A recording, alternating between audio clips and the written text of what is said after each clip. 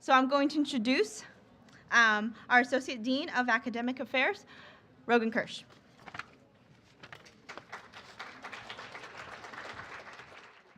Before we launch into this last of our activities, that is before going over to the Puck building and letting you meet a bunch of us faculty individually, just note what's up on the boards here. They've been flashing all day. Most of you, I suspect, have figured it out, but let me just remind those of you who might not have filled out this part of the application, who applied so long ago you can barely remember. These are the Visual Explorer essays, or the Visual Explorer photos, images, that many of you chose, the optional opportunity to write an essay about, and we have excerpted, with the permission of the authors, but no identifiers, some of your own words. We were moved enough by the kinds of responses you sent in that throughout the day we've been running your words with the image that individual chose. So thanks to the many of you, and a couple cases we know people saw their own words up there and thought, wow, I'm not even decided to come here and I'm already on the board. So quite a day. Feels like it's been longer than that, not in terms of exhaustion, but just in terms of, I think, the amount of information. We hope you know Wagner well, or at least better. One of the things we hope you've come to realize is that although we are not a well-resourced school in terms of endowment, like almost every school of our type, public service, public administration, so on, we have graduates who do remarkably good work in the world but do not make a lot of money and give us large amounts of money back. But we have remarkable resources in terms of people in particular. And you've met staff and faculty and administrators who, in my own experience, in my nearly 5 years at Wagner, have helped make this one of the most glorious places to work. It feels like the wrong word, really, to teach, to engage, to do research, to help in my associate dean role to advance this place, made it a remarkable place to carry out those activities. Speaking of activities, one more, or one more two-parter for you guys. Ellen Shaw began the day by reciting a phrase that becomes a kind of a mantra for us here at Wagner. The interesting ideas are at the intersection. And it sounds like one of those catchy things. It's alliterative. It doesn't really have any meaning. Let me tell you how that has meaning for me as someone who taught at a couple other schools, including one that many of you, or some of you I know, are choosing between us and them. I came down, like you all, 5 years or so ago, in the spring of 2006, to decide whether I wanted to transfer my allegiances and my teaching and so on to the Wagner School. And one of the things that sold me on coming here was after I saw the office I'd be sitting in, a lot of real estate for New York City, I just wandered out in the hall to see if I came here, who'd be sitting nearby. And unlike any school of our type I'd ever been in, it wasn't a bunch of other political scientists sitting around me. It was a lawyer who's an expert in health. Some of you had lunch with John Billings. It was a great expert on microfinance and international development. I didn't even know what microfinance meant back then. It was an MD, followed by a social psychologist, followed by a political economist, followed by a sociologist, followed by an organization behavior theorist, and so on through one of the most head-spinningly wonderful array of differently trained people I'd ever been around as a professional academic. And over the 5 years since, my work, the research I do on interest group lobbying, on the politics of obesity, on American political thought, my European friends think that's an oxymoron, American political thought. The work I do in those fields has been immeasurably enriched by talking to folks who weren't trained the same way I was, with more or less the same ideas in our same curricula at a handful of elite political science PhD programs. I love that about Wagner. The interesting ideas for me really are at the intersections that I physically walk and live out and bump into my colleagues every day. That's also true of the students who I bring on as research assistants and or teach. The ideas and the backgrounds and the interests that you bring help enrich my work in, again, immeasurable kinds of ways. One way I can measure is I publish a lot more since I came to Wagner than I did at schools where I was not an associate dean, which is a 80, 90-hour-a-week job. So I'm able to do a lot more efficiently in my research side and my teaching side, thanks to these intersectional kinds of ideas. All right, now we would like to introduce you to this intersections ideas kind of notion also in a practical, applied kind of way. It's a nice theoretical notion. I've lived it practically. Now you'll get to get a brief introduction in it. In your tote bags, you will find one of these, blank piece of paper with a ribbon attached to it. Pull them out. If you lost your tote, there should be an extra one lying around here and there. If you need some help or finding one of these, raise your hand and we'll get you an extra one. You need to have one of these in front of you. In the center of the table, this is one of those doesn't require much talking activities, sorry. In the center of the table, you'll find a bunch of markers. Snag one of those. Take a minute or two. This is not a test. This is not something you need to ponder at great length. We do things quickly here at Wagner. Take a minute or two and write down an issue area. Something in policy, something in management, something in finance, health, urban planning. Write down an issue area, a word or two. Doesn't need to be the politics of tertiary education in northern Zambia. Just give us a word like education. Write down an issue area that is particularly interesting for you to explore during graduate school. We hope here at Wagner, but wherever you decide to go, something you'd like to explore in more detail. And then take that sign with a word or two on it and hang it around your neck. Write it big so somebody else can read it.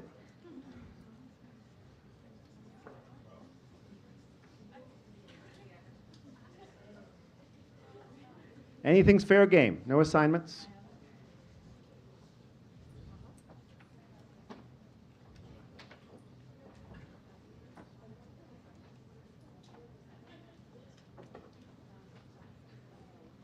A lot of lefties in this group. They say you're more creative. All right.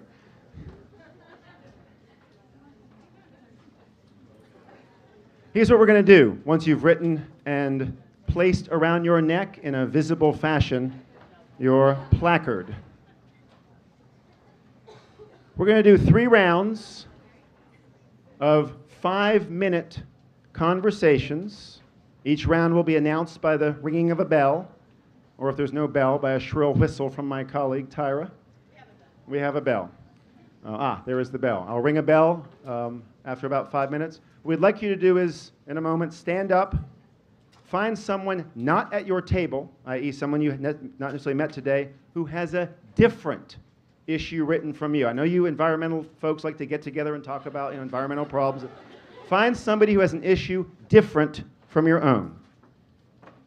And what we'd like you to do in that painfully short 5 minutes is make some headway on 1 or 2 at least of the 4 questions that are printed on the placards also at your table. So I'll read them in case you don't have one. Introduce yourself. Briefly explain your interest area. Some of them are a little more opaque than others as I look around, which is great. Talk specifically about the possible overlap between your interest areas. If you've been an education person your whole life and you can't imagine breaking out of that box, burst out of it for a 5-minute conversation and talk to the person who has something completely different, or at least relatively unrelated, about possible overlaps. Possible, here's that word, intersections between those ideas. And then if you have time, 2 more questions. How might you mobilize your conversation partner's interest group, kinds of affinity groups they might belong to or be engaged with, to advance your cause? In what ways? Well, you see the point. And then finally, once more, if you have time, how might being in New York City, this global of all cities, help you? Stand up, get away from your table. We're going to do 3 rounds of these conversations. Somebody who has a different subject from you. Go.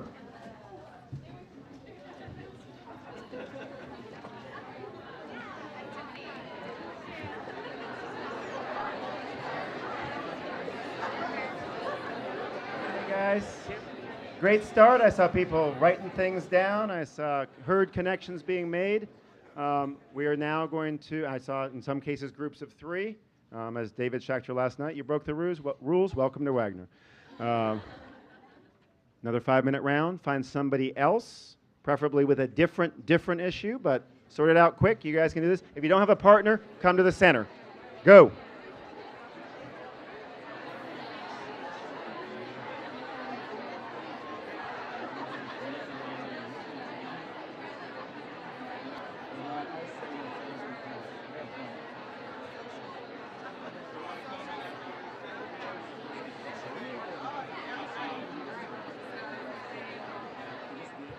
One more round. Overlap, intersection, go. If you don't have a partner, come to the middle, we'll find you one.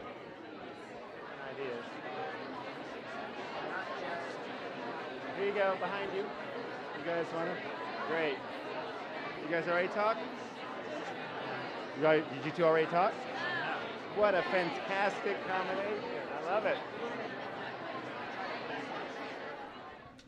The first time that I've seen it, maybe the first time we've done this with a group of Wagner students or Wagner admitted students. Fascinating to see and listen in on some of the combinations and ideas, and fascinating to see the incredible array of passions you bring to this. We want to spend just a couple minutes. If anybody's interested in speaking up, raise your hand, we'll get you a mic, and tell us something that surprised you about that exercise, or maybe a connection you made that you didn't expect, or a connection you made that you did expect. The array of, I'd love to write the fractal equation for the number of different overlaps that took place just then, but please, Corey. I didn't have anything before, but I was thinking in my head earlier today about fractal relationships. The fact that you just said it, I'm in.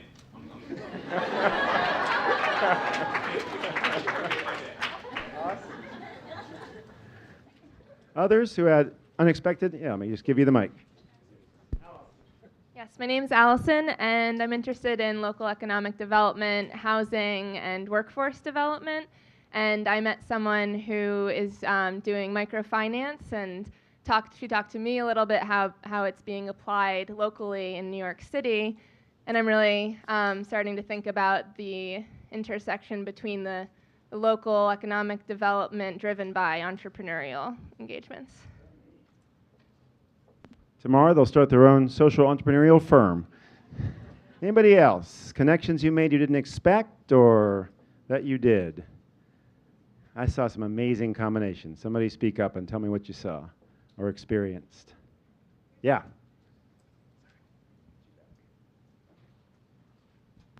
I saw a fellow woman involved in computer science. You don't see that very often. Fractals and computer science. This is turning the admitted math students' day.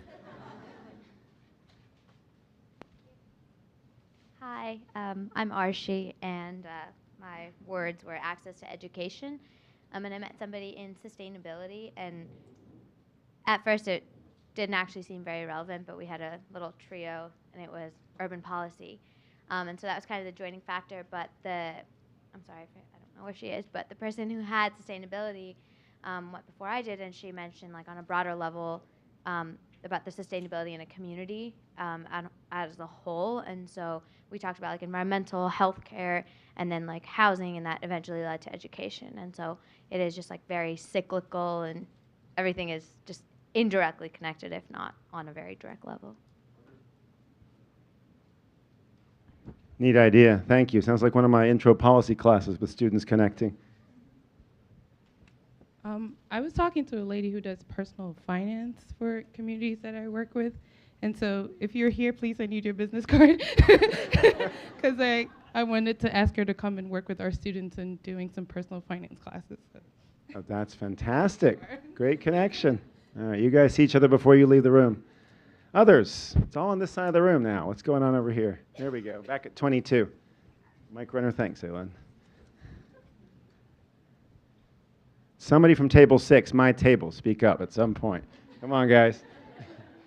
My topic of interest was food and agricultural policy, which, I didn't really think it might relate to many of the other topics I kind of saw in the room. It's pretty specific. But first I met Maria, who was an architect and wants to get her urban planning degree. And her topic of interest was rebuilding communities. And we had a great conversation about how rebuilding communities has everything to do with food policy, or has a lot to do with food policy, because part of rebuilding a community is getting that community access to fresh and healthy food. And that's pretty important. And then I met another girl whose sign said, I think it said the economics of gender, something about gender, and we had a fascinating conversation about how gender relates to food in so many ways, from farming the food to thinking about the food to cooking the food in developing countries as well as already developed countries. So that was pretty cool. Fantastic. I'm teaching for the first time a 2-credit course on food policy, food politics and policy this fall. I'm adding a week on gender and society based on that. Fantastic. Table 6, come on. Don't let me down, you guys. Nothing interesting? All right, I'll turn back over here. One more. Let's take one more comment. Right here. Thanks. Hi, I'm Cara Lacey. My card said disaster recovery. I am interested in emergency and disaster preparedness and planning. And I met a woman that was interested in education and poverty, and we found a connection between disasters typically happening in areas that are mostly impoverished, and then talking about how we can plan for the future and recovering those areas and planning to try to keep emergency planning from not being one of the top hot topics in the areas, and really looking at impoverished areas and how it affects those countries. Fantastic. We actually have a professor at Wagner you may want to see when we head back over now, named Ray Zimmerman, who works on disaster recovery relief, those kinds of issues. Actually, I had lunch next to Iris, who is also works in disaster recovery and relief. You guys should connect at some point. Fantastic. And David Schachter, whose ability to think swiftly in brilliant ways is not matched by anyone else, just noted that we're interested in what you're interested in. So if you wouldn't mind leaving the placards behind, we'd like to collect them and do some kind of aggregative sort, make some sense as you all, many of you, we dearly hope, enter Wagner, might help shake up our curriculum in certain kinds of ways. So leave those behind. One last exercise I'm going to take you through, and then we'll exit this building. One more thing on your table you haven't spent time with, although I see some smiley faces on the post-its. Very nice. Leanna's given us a smiley face. I'd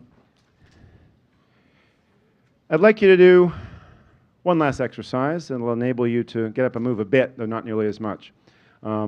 Pick 2 post-its, different colors if you want, but you can share them. You don't have to have them just yet. And on one, write, again, relatively briefly, a few words. One thing that you learned in the course of today. Concrete about Wagner, general about an idea at the intersection, something about your own future, or own nature, or own desires. Keeping it PG rated, please. One thing you learned today. On the second post-it, this obliges you not at all to come here, but we'd like you to write one thing that excited you or excites you about Wagner. One thing you learned today on one post-it. The second one thing that excites you about Wagner. Again, that doesn't obligate you to come here, but we'd love to hear what kinds of exciting ideas came out of the day. When you're done, at your own pace, wander up to the post-its all across the mirrored wall here, or the large sheets, and just stick them up there. Find some space, stick your 2 post-its up. If we run out of space, you can stick them on the mirrors. At your own pace, as you finish up, just post them back to the table, and then we'll wrap up the day, or this part of it. Again, one thing you learned today, one thing that excites you about the Wagner School of New York University.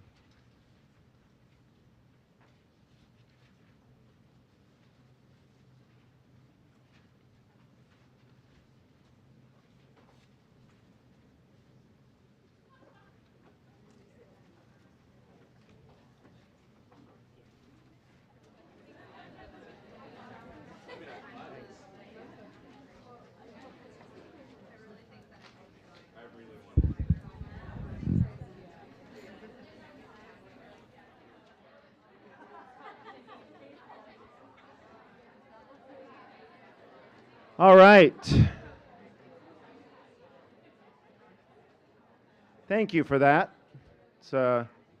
It's always incredibly inspiring for us to do a gallery walk after you leave this room and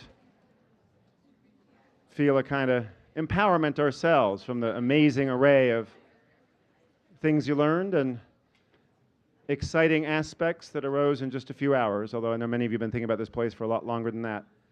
I'm going to wrap up and turn things back to Aileen to direct you for the final part of our accepted students, admitted students day. I just want to note for myself that we think a lot about time at Wagner.